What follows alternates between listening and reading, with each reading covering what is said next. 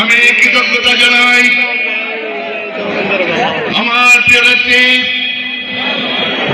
যে নেত্রী 82 থেকে 90 এদেশে গণতন্ত্র উপহার দিয়েছিলেন, এদেশের ছেলেকার এরশাদের পতন নিশ্চিত করেছিলেন, গণতন্ত্র পুনরুদ্ধার করেছিলেন।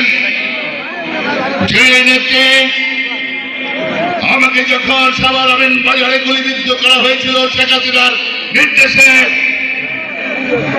আমি গুলিবিদ্ধ হওয়ার পরে ছটফট করেছিলাম। আমার চিকিৎসা হচ্ছিল না।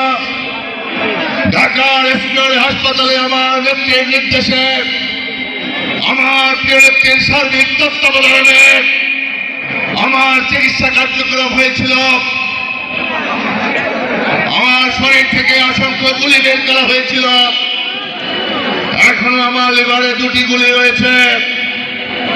আমার বেগম খালেদা জিয়া তার সার্বিক তত্ত্বাবধানে আপনাদের দোয়ায়, আল্লাহর ইচ্ছায় আমি সুস্থ হয়ে আমাদের মাঝে, আপনাদের মাঝে রয়েছে। বেগম খালেদা জিয়া আমেরিকাতে চিকিৎসার জন্য পাঠিয়েছিলেন। আমরা সেই নেত্রীর প্রতি কৃতজ্ঞতা জানাই। আজকের এই চরপেশনের সমাবেশের পক্ষ থেকে, আপনাদের সকলের পক্ষ থেকে আমার প্রিয় নেত্রীকে, বাংলাদেশের অভিসম্পাদিত নেত্রী, 3বারের প্রধানমন্ত্রী দেশ নেত্রী বেগম খালেদা জিয়ার প্রতি গভীর শ্রদ্ধা এবং কৃতজ্ঞতা জানাই। আমি ধন্যবাদ জানাতে চাই আজকে স্বৈরাচার